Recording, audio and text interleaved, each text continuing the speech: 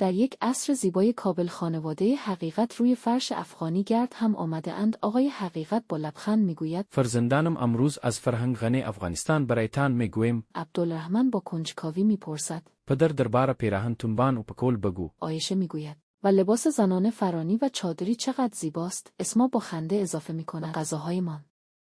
قابلی پلو بولانی مانتو. پدر میگوید اینها هویت ماست. غذاهایمان نماد مهمان نوازی ماست. عبدالرحمن میپرسد پدر برای مراسم لباس افغانی بخریم نه خارجی. پدر پاسخ میدهد چشم پسرم با افتخار خواهیم پوشید. عایشه فریاد میزند بیایید مهمانی افغانی راه بیندازیم. اسما میگوید من در پخت آشاک کمک میکنم.